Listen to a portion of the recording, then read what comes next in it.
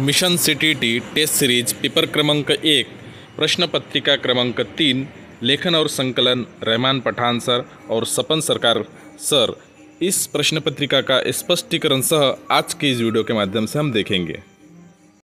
तो देखिए मित्रों, प्रश्न संख्या 91 में दिया हुआ है -9/10 प्लस 22/15 प्लस 13/-20 का मान होगा। इस प्रकार यहाँ प्रश्न पूछे गए हैं और यहाँ पे 4 विकल्प दिया हुआ है।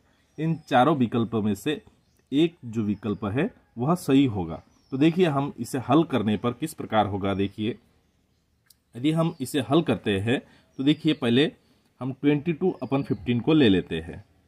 22/15 और उसके साथ घटाना पड़ेगा -9/10 इस प्रकार से, और उससे भी घटाना पड़ेगा 13/20 इस प्रकार। यदि फिर से हम इसे हल करते हैं तो देखिए 22/10 माइनस कौंस के अंदर आएगा 9 + 10, इसे दोनों को माइनस है इसलिए हम जोड़ लेते हैं और 20 इस प्रकार से। फिर से यदि हम इसे हल करते हैं तो देखिए बराबर के उस पर 22/10 और इससे माइनस करना पड़ेगा 18 + 13 अपॉन कितना होगा 20 इस प्रकार से। ठीक है, फिर से यदि हम इसे हल करते हैं तो देखिए किस प्रकार होगा 15 होगा। यहाँ पे कितना होगा 15, यहाँ पे भी 15 और यहाँ पे भी 15 इस प्रकार से। 22/15 - 31/20 इस प्रकार से। फिर से यदि हम इसे हल करते हैं तो देखिए किस प्रकार होगा 88, क्योंकि दोनों जो बेस है वहाँ समान करना पड़ेगा।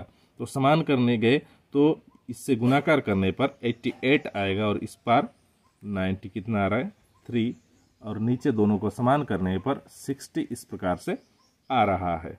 फिर से यदि हम इसे हल करते हैं तो देखिए 93 में से 88 चला गया, अर्थात -5 कितना 60 इस प्रकार। अभी देखिए 5 से 5 को कितना बार जाएगा, तो 5 से 5 को एक बार और 60 को कितना 12 बार, तो -1/12 इस प्रकार बनेगा। तो जो कि देखिए विकल्प क्रमांक जो ए है यह विकल्प में दिया हुआ है, अर्थात विकल्प क्रमांक ए इसका सही उत्तर होगा। मित्रांनो, आपण जर का अभियोग्यता चाचणीची तयारी करत असाल तर आम्ही तुमच्यासाठी घेऊन आलेला आहे मिशन टेट बॅच असेल, टेस्ट सिरीज असेल किंवा पीडीएफच्या स्वरूपामधल्या ज्या नोट्स आहेत त्या नोट्स आहेत। आपल्याला जर काय नोट्स हवे असतील प्रत्येक विषयाच्या ज्या आहे हँड रिटन नोट्स आमच्या एक्सपर्ट असलेल्या टीमने या ठिकाणी बनवलेल्या आहे। आपल्याला जर काय नोट्स हवे असतील तर त्याची फीस केवळ 299 रुपये आहे। आपल्याला स्क्रीनवरती जो नंबर दिसत आहे त्या नंबरला संपर्क करा आणि आजच या ज्या पीडीएफ फाईल आहेत त्या मागवून घ्या। या पीडीएफ फाईलचा उपयोग तुम्हाला येणाऱ्या अभियोग्यता चाचणीमध्ये नक्की होणार है। इसके बाद देखिए 92 में दिया हुआ है निम्नलिखित में से कौन सा कथन सत्य है, और यहाँ 4 कथन दिया हुआ है। पहला कथन में एक सम संख्या हमेशा एक यौगिक संख्या होती है। इस प्रकार प्रश्न पूछे पहला कथन दिया हुआ है। तो देखिए एक सम संख्या हमेशा यौगिक नहीं होता है, अर्थात यह जो कथन है यह सत्य नहीं होगा। दूसरा में एक विषम संख्या हमेशा एक अभाज्य संख्या होती है। एक विषम संख्या हमेशा अभाज्य होती है। देखिए 9 एक विषम संख्या है, तो 9 को यदि हम देखें तो 3 से डिवाइड जाता है, अर्थात यह भी कथन गलत कथन होगा। फिर देखिए एक प्राकृतिक संख्या एक धनात्मक पूर्णांक होती है, यह कथन तीसरा कथन को देखा जाए तो एक प्राकृतिक संख्या एक धनात्मक पूर्णांक होती है। ठीक है, अर्थात यह जो कथन है यह सत्य है। फिर देखिए 4 एक अभाज्य संख्या और एक यौगिक संख्या हमेशा सह अभाज्य होती है। अभी देखिए 3 एक अभाज्य संख्या है और 9 एक यौगिक संख्या है, लेकिन यह सह अभाज्य नहीं है, अर्थात यह भी कथन गलत है, अर्थात विकल्प क्रमांक सी का कथन ही सही है। देखिए 93 में दिया हुआ है एक सप्ताह में कितने मिनट होते हैं। तो हमें पता है कि एक सप्ताह में 7 दिन होते हैं, तो एक सप्ताह बराबर कितना 7 दिन। ठीक है, एक सप्ताह में 7 दिन होते हैं। तो हमें पता है कि एक दिन में 24 घंटा होता है, अर्थात 7 दिन में कितना घंटा होगा, तो 7 दिन में 24, और एक घंटा में कितना मिनट होता है, तो एक घंटा में 60 मिनट होता है। अर्थात 7 को यदि 24 और 60 से गुणाकार करें तो इसका उत्तर आ रहा है इस प्रकार से, ठीक है, यानी कि 10,080 मिनट, इस प्रकार से मिनट, ठीक है, 10,080 मिनट इस प्रकार से, सॉरी 10,080 मिनट इस प्रकार से, ठीक है। तो 10,080 मिनट, देखिए विकल्प क्रमांक जो ये है, यह विकल्प में दिया हुआ है 10,080, अर्थात विकल्प क्रमांक ये इसका सही उत्तर है। देखिए 94 में दिया हुआ है, एक वर्गाकार मैदान की परिधि 160 मीटर है, इसका क्षेत्रफल है। तो देखिए वर्गाकार जो मैदान है उसका परिधि दिया हुआ है कितना, 160 मीटर, ठीक है। तो इसके आधार पर हम क्षेत्रफल ज्ञात कर सकते हैं। तो देखिए क्षेत्रफल बराबर भुजा वर्ग इस प्रकार है। तो देखिए हम परिधि के आधार पर भुजा को ज्ञात कर सकते हैं। तो देखिए 4 गुणिला भुजा और परिधि कितना दिया हुआ है, 160, परिधि के सूत्र के आधार पर। तो इस देखिए 4 यहाँ पे भागाकार है, उस पार लेके गए तो गुणाकार बन जाएगा, अर्थात भुजा बराबर 160 और छेद में कितना आएगा, 4 इस प्रकार से। तो इसका उत्तर हल जो है वो 40 इस प्रकार से आ रहा है, ठीक है। तो क्षेत्रफल हम इस आधार पर ज्ञात कर सकते हैं।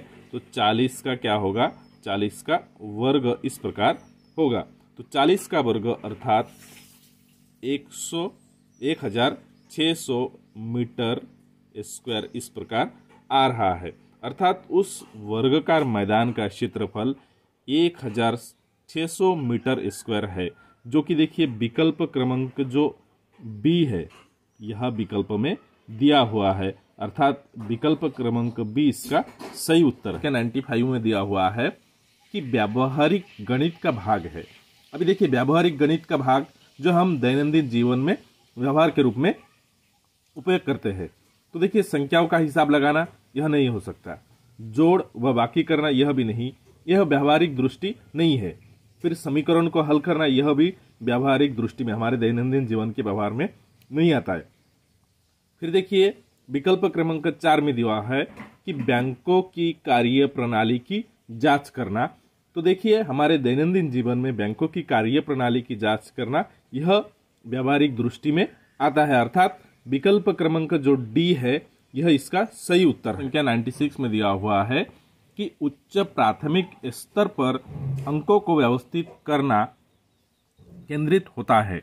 तो देखिए उच्च प्राथमिक स्तर पर अंकों की आंकड़े की जो व्याख्या है, वो आंकड़े की व्याख्या के संबंध में आंकड़े का प्रबंध एक छोटा सा शब्द है, और आंकड़ों का प्रबंधन और आंकड़ों की व्याख्या करना दोनों आंकड़ों के संग्रहण, संगठन तथा व्याख्या पर आधारित है। इसके अलावा आंकड़ों का प्रबंधन विद्यार्थियों की अधिक तर्कशील एवं विश्लेषणात्मक बनाने में सहायता करता है। तो देखिए यह जो है विकल्प क्रमांक देखिए बी जो है, आंकड़ों का संग्रहण, वर्गीकरण और व्याख्या पर, जो उच्च प्राथमिक स्तर पर आंकड़ों को व्यवस्थित करना केंद्रित होता है, कौन सा, आंकड़ों का संग्रहण, वर्गीकरण और व्याख्या पर, अर्थात विकल्प क्रमांक जो बी है इसका सही उत्तर है। प्रश्न संख्या 97 में दिया हुआ है कि त्रिभुज ABC का कोण C एक समकोण है। यदि AC = 5 सेमी तथा BC = 12 सेमी, तब भुजा AB की लंबाई होगी। इस प्रकार यह प्रश्न पूछे गए हैं। तो देखिए ABC यह समकोण है, अर्थात हम पाइथागोरस के प्रमेय के आधार पर हम इसे ज्ञात कर सकते कि AB² = भुजा, एक भुजा का वर्ग, अर्थात 5 का वर्ग प्लस 12 का वर्ग, इस प्रकार हम कर सकते हैं। ठीक है, क्योंकि सी एक समकोण बताया है, इसलिए इस आधार पर हम कर सकते हैं। तो देखिए 5 का जो वर्ग है वह आ रहा है कितना 25 इस प्रकार से, और 12 का 144 इस प्रकार से। दोनों अंकों को यदि हम जोड़ दे तो कितना बन रहा है 169 इस प्रकार से। अभी ए बी का वर्ग 169 है, हमें सिर्फ ए बी निकलना है, ए बी निकलना है, अर्थात ए बी बराबर रूट 169। इसे यदि रूट के बाहर निकलते हैं लो 13 सेमी। 169 का जो वर्गमूल है वह कितना है 13, अर्थात 13 सेमी इस प्रकार बनेगा। तो देखिए 13 जो सेमी है वह विकल्प क्रमांक को कितना डी में दिया हुआ है, अर्थात विकल्प क्रमांक डी इसका सही उत्तर है। प्रश्न संख्या 98 में दिया हुआ है, मीना सामान्य और दशमलव भिन्न एक से छोटी और बड़ी दोनों को एक संख्या रेखा पर निरूपित करना जानती है, वह किस अवस्था में है। और यहाँ पे देखिए 4 अवस्था दिया है, संक्रियात्मक अवस्था में है, प्रारंभिक अवस्था में है, मात्रात्मक अवस्था में है और विभाजन अवस्था में है। इस प्रकार 4 अवस्थाएं दिया है।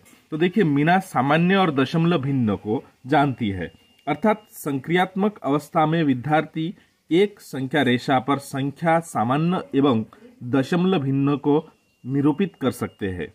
दशमलव संख्याओं को बांट सकते हैं, 2 भिन्न की तुलना और उनका जोड़ भी कर सकते हैं, और पूर्ण संख्या दशमलव सहित भिन्न आदि का गुणा और भाग भी कर सकते हैं।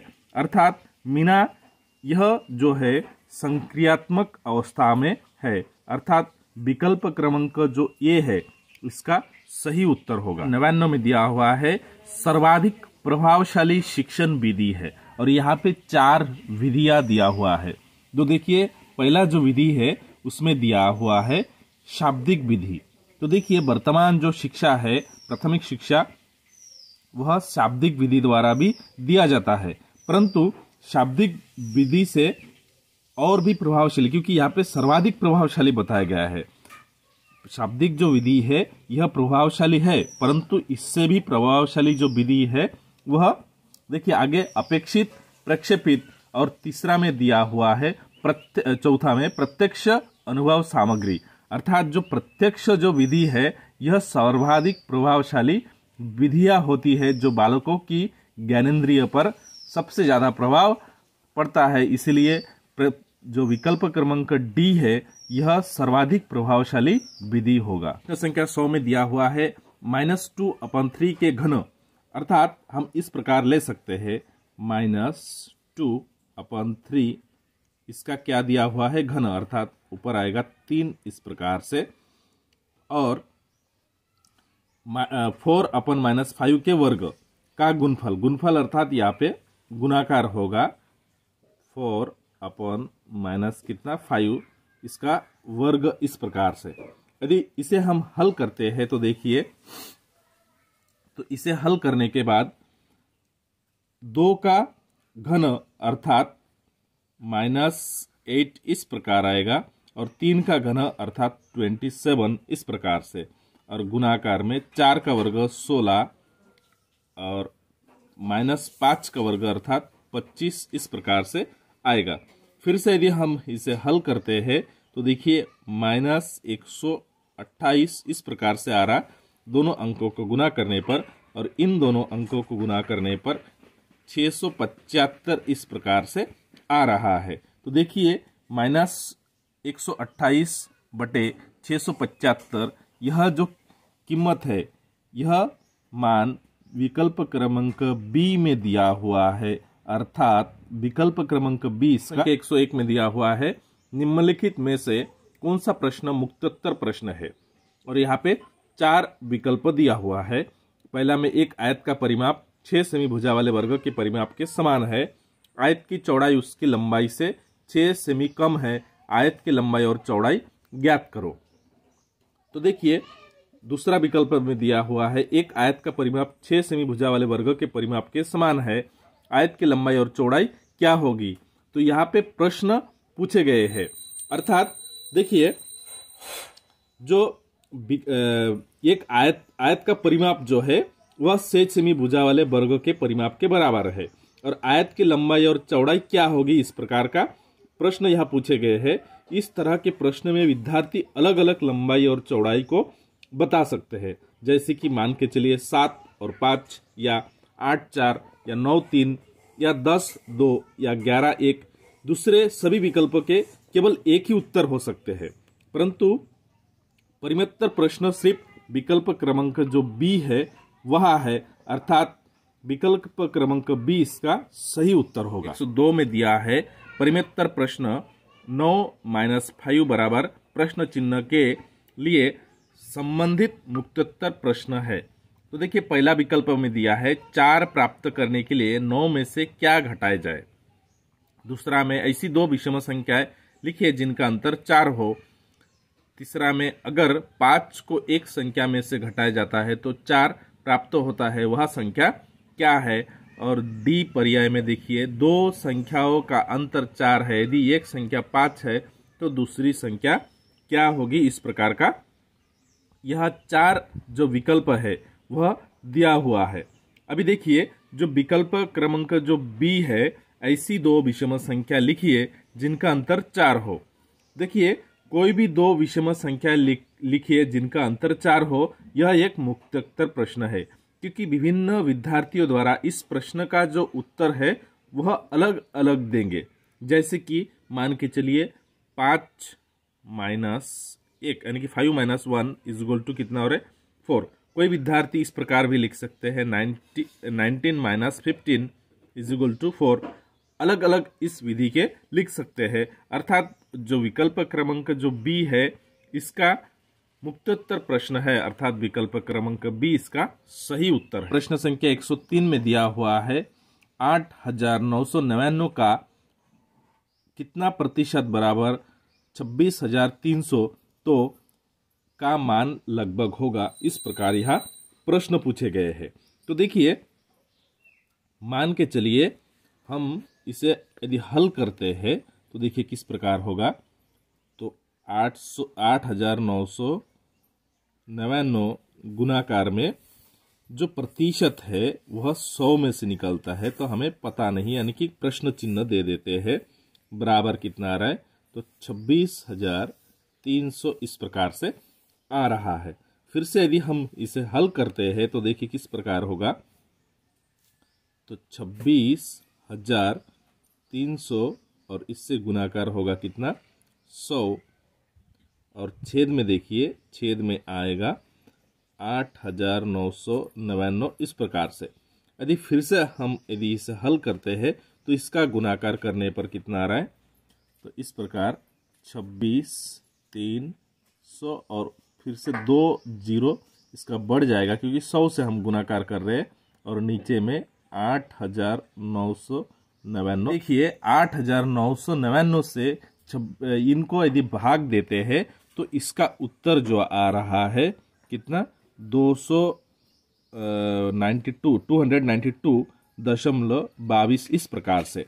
अभी देखिए, प्रश्न में मान का लगभग पूछा है, तो लगभग देखिए 292 का जो लगभग है वो करीबन 290 आ रहा है, अर्थात विकल्प क्रमांक जो ये है इसका सही उत्तर होगा। 104 में दिया हुआ है, एक गणित की कक्षा में संप्रेषण का संबंध निम्नलिखित में से किस योग्यता के विकास से है।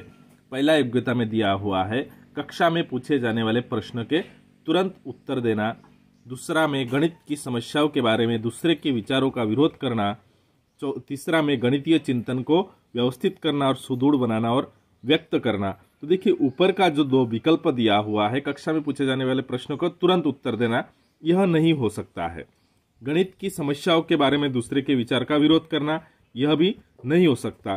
तीसरा जो विकल्प है, और चौथा देख लेते हैं, दंड आरेख को देखकर आंकड़ों की व्याख्या करना, यह भी गलत विधि है, अर्थात जो विकल्प क्रमांक सी है इसका सही उत्तर है, क्योंकि गणित में संप्रेषण या गणितीय संप्रेषण का आशय गणितीय चिंतन को गणितीय भाषा में समस्याओं का निपुणन, प्रदत्त तथ्यों का समालोचन तथा उसके विश्लेषण के लिए उनके संयोजन के उपयोग में व्यक्त करना है, अर्थात जो विकल्प क्रमांक सी है इसका सही उत्तर है। प्रश्न संख्या 105 में दिया हुआ है कि 55 मीटर सेमी प्रति घंटे की दर से चलने वाली गाड़ी 6 घंटे में कितने किमी जाएगी। देखिए यहाँ पे जो अंतर है मीटर सेमी में दिया हुआ है और यहाँ घंटों में पूछा गया है, यह है किमी के आधार पर, अर्थात यह जो माप है यह समान करना पड़ेगा।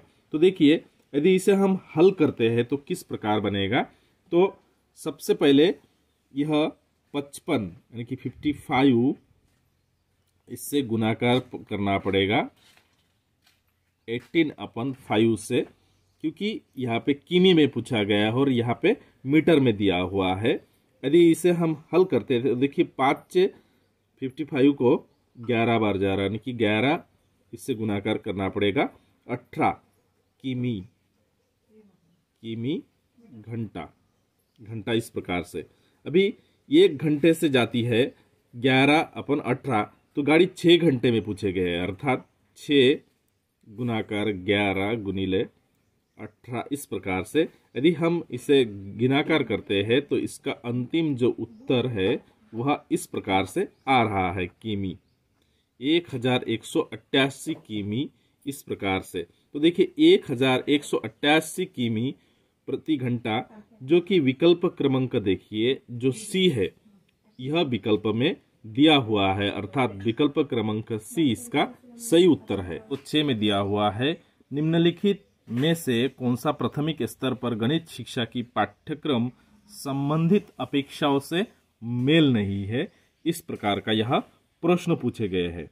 तो देखिए पहला जो पर्याय है विकल्प है उसमें दिया हुआ है कि वर्गीकृत आंकड़ों के रूप में विश्लेषण करना, व्याख्या करना, और फिर दूसरा जो विकल्प है उसमें दिया हुआ है कि दैनंदिन जीवन के तर्कपूर्ण कार्य और गणितीय चिंतन के बीच संबंध स्थापित करना। सी में दिया हुआ है संख्याओं की प्रक्रियाओं के मानक कलनों की सहायता से भाषा और सांकेतिक आकलनों का विकास करना, और चौथा में दिया हुआ है संपूर्ण के एक भाग को भिन्न के रूप में निरूपित करना और साधारण भिन्न को क्रम में रखना। देखिए उपरोक्त जो 4 विकल्प है इनमें से जो विकल्प क्रमांक 1 है इसमें दिया हुआ है कि वर्गीकृत आंकड़ों के निरूपण का विश्लेषण करना, व्याख्या करना, और इस प्रकार दिया हुआ है। तो देखिए प्रश्न में पूछा गया कि निम्नलिखित कौन सा प्राथमिक स्तर है। यहाँ पे प्राथमिक स्तर के बारे में पूछा गया है। तो आंकड़ों का विश्लेषण और उनकी व्याख्या करना उच्च स्तर के कौशल्य है और ये प्राथमिक कक्षाओं के लिए अर्थपूर्ण नहीं है, अर्थात जो विकल्प क्रमांक ए है यह उचित मेल नहीं खाता, यानी कि इनमें से प्राथमिक स्तरों के लिए मेल नहीं खाता, अर्थात विकल्प क्रमांक ए इसका उत्तर है। संख्या 107 में दिया हुआ है 1, 2, 5, 10, 17 और 26 में अगली संख्या ज्ञात करो। इस प्रकार यहाँ प्रश्न पूछे गए हैं। तो देखिए मित्रों यहाँ पे यदि हम निरीक्षण करते हैं तो पहला जो अंक है यह 0 के वर्ग से 1 अधिक है, ठीक है। फिर दूसरा जो अंक है 1 के वर्ग से 1 अधिक है, क्योंकि 1 का वर्ग होता है 1 और उससे यदि हम 1 जोड़े तो 2 आ रहा है। फिर तीसरा जो अंक है 2 का वर्ग होता है 4, इससे यदि 1 जोड़े तो 5 आता है। तीसरा अंक 3 का वर्ग आता है 9, इससे यदि हम 1 जोड़े 10 आता है। फिर 4 का वर्ग है 16, इससे यदि हम 1 जोड़े 17। उसके बाद 5 का वर्ग है 25, उससे यदि हम 1 जोड़े तो आ रहा है 26, अर्थात इसके बाद आएगा 6 का वर्ग 36 और इससे 1 जोड़ना पड़ेगा, यानी कि 37 इस प्रकार, जो कि देखिए विकल्प क्रमांक बी में दिया हुआ है, अर्थात विकल्प बी यह इसका सही उत्तर है। प्रश्न संख्या 108 में दिया है कि संख्या 36,890 में 3 के स्थानीय मान तथा अंकित मान में अंतर है। तो देखिए 3 का जो स्थानीय मान है वह है कितना, 30,000 इस प्रकार से, ठीक है। और इसमें और किसमें, तो अंकित मान में अंतर बताए तो 3 का अंकित मान है कितना, 3 इस प्रकार से। अभी देखिए 30,000 से 3 यदि माइनस कर दिए तो बचता है 29,997 इस प्रकार से। तो यह जो मान है देखिए विकल्प क्रमांक बी में दिया हुआ है, अर्थात बी इसका सही उत्तर है। 109 में दिया हुआ है कि अपराह्न 1:45 से 2:25 पहले कितना बजा होगा। तो देखिए 1:45 से 2:25 को घटाना पड़ेगा। तो 1:45, ठीक है, इससे घटाना पड़ेगा 2 घंटा कितना 25 मिनट, इस प्रकार घटाना पड़ेगा। यदि हम घटाए तो 0, 2 और कितना बचेगा 11, इस प्रकार से, यानी कि इसलिए समय होगा अपहरण 11:20 इस प्रकार से। तो 11:20 जो कि देखिए विकल्प क्रमांक जो ए है इसमें दिया हुआ है पूर्वाह, क्योंकि अपहरण के पहले 11:20 यानी कि पूर्वाह होता है। तो विकल्प क्रमांक ए इसका सही उत्तर है। 110 में दिया हुआ है रेशमा ने फल विक्रेता से 2 डजन केले खरीदे। अगर एक केले की कीमत ₹2.25 है तो 2 दर्जन केलों की कीमत। अभी देखिए एक केले की कीमत दिया हुआ है यहाँ पे कितना ₹2.25। तो 2 डजन केले की कीमत पूछे है। तो देखिए हमें पता है कि 2 डजन केले में कितना 24 केला होता है, और इससे हम यदि एक केले का कीमत गुना कर दे तो हमारा उत्तर बन जाएगा। तो देखिए इस प्रकार बनेगा कि 24 को यदि 2.25 से गुना करें तो अभी देखिए इसको हम रुपए में कन्वर्ट कर लेते हैं, अर्थात इसे 100 से भागना पड़ेगा। यदि फिर से हम इसे हल करते हैं तो देखिए इस प्रकार बनेगा यह, और नीचे कितना 100 बराबर 1 0 कटा 1 0 1 0 अर्थात 54 रुपये होगा, जो कि देखिए विकल्प क्रमांक देखिए बी में दिया हुआ है कि 54 रुपये, अर्थात विकल्प क्रमांक बी इसका सही उत्तर होगा। प्रश्न संख्या 111 में पूछा है 2/3 और 5/7 का योग निम्नलिखित से प्राप्त हो सकता है। तो देखिए यह यदि हम हल करते हैं 2/3 इस प्रकार, इससे जोड़ना है 5/7 इस प्रकार से। अभी देखिए जोड़ने के लिए जो नीचे हर है इसे क्या समान करना पड़ेगा, ठीक है। यदि हम इसे समान करते हैं तो इस प्रकार बनेगा, 7 से 2 को गुना करना पड़ेगा, अर्थात 2 गुणाकार में 7, और इससे जोड़ना पड़ेगा 5 को 3 से गुणाकार करना पड़ेगा, और नीचे 3 और 7 का गुणाकार होगा। तो देखिए यह जो कीमत है या वैल्यू है, यह वैल्यू जो विकल्प क्रमांक डी है यह विकल्प में दिया हुआ है, अर्थात विकल्प क्रमांक डी इसका सही उत्तर होगा। प्रश्न संख्या 112 में दिया हुआ है निम्नलिखित में से कौन सा सही है। देखिए यहाँ पे 33.2 किलोग्राम बराबर 4320 ग्राम, एक घनाभ के 8 शीर्ष होते हैं, और इस प्रकार 4 विकल्प दिया हुआ है। तो देखिए यदि हम विकल्प क्रमांक ए को ले तो हम जानते हैं कि 1 किलोग्राम बराबर कितना होता है 1000 ग्राम, इस प्रकार होता है। इसीलिए 43.2 किलोग्राम, अर्थात इसे 1000 से गुना करना पड़ेगा। यदि हम गुना करते हैं तो इस प्रकार से आ रहा है, ठीक है। तो 43,200 इस प्रकार से। देखिए यहाँ प्रश्न में क्या पूछे गए कि निम्नलिखित में से कौन सा सही नहीं है, अर्थात यह इसका सही उत्तर नहीं है, यानी कि बाकी के 3 विकल्पों को हमें देखने की जरूरत नहीं है, इसलिए विकल्प क्रमांक ये इसका उत्तर होगा। 113 में दिया है निम्नलिखित में से कौन सा कथन सत्य है। देखिए कथन पहला में दिया है सबसे बड़ी ऋणात्मक पूर्णांक संख्या को ज्ञात किया जा सकता है या नहीं किया जा सकता, इस प्रकार से यह दिया हुआ है। दूसरे सबसे छोटी धनात्मक पूर्णांक संख्या का पता नहीं लगाया जा सकता है, इस प्रकार। तीसरा में क्रमगत विषम संख्याओं का अंतर 1 होता है। चौथा में 2 संयुक्त संख्या सह अभाज्य हो सकता है। तो देखिए यदि हम इन विकल्प में निरीक्षण करें तो देखिए विकल्प क्रमांक जो डी है इसमें दिया हुआ है 2 संयुक्त संख्याएं सह अभाज्य हो सकती है, इस प्रकार का दिया हुआ है। तो देखिए यदि 2 यौगिक संख्या सह अभाज्य हो सकती है, उदाहरण के लिए हम 25 और 26 को ले लेते हैं। 25 और कौन सा अंक 26 इस प्रकार। तो यौगिक, यह दो यौगिक संख्या है पर ये सह अभाज्य भी है, इसीलिए जो विकल्प क्रमांक डी है इसका सही उत्तर है। 114 में दिया है दो क्रमागत संख्याओं का गुणनफल इनमें से किससे पूरी विभाजित होता है। इस प्रकार यह प्रश्न पूछे गए हैं और चार विकल्प, पहला में दिया है 5, दूसरा में 4, सी में 3 और डी में 2 इस प्रकार दिया हुआ है। अभी देखिए दो क्रमागत संख्याओं का गुणनफल पूरी विभाजित होता है, इस प्रकार से पूछे गए हैं। तो हमें पता है कि दो क्रमागत संख्याओं का गुणनफल हमेशा 2 से विभाजित होगा, अर्थात जो विकल्प क्रमांक डी है यह इसका सही उत्तर है। इसे देखिए हम उदाहरण से भी देख सकते हैं। मान के चलिए यहाँ दो क्रमागत संख्याओं का गुणनफल बताया है, अर्थात दो क्रमागत संख्या अर्थात 2 और कितना 3 इस प्रकार से। यदि हम इसे गुण करते हैं तो 6 आएगा, अर्थात इसे 2 से विभाजित होगा। और फिर से और एक अंक लेके देखते हैं। देखिए 5 और इससे यदि 6 को गुना करते हैं तो 30 इस प्रकार आएगा, अर्थात यह भी 2 से विभाजित है। इसीलिए विकल्प क्रमांक जो डी है इसका सही उत्तर होगा। 115 में दिया हुआ है गुणनफल ज्ञात करने के लिए बताया है इन अंकों का।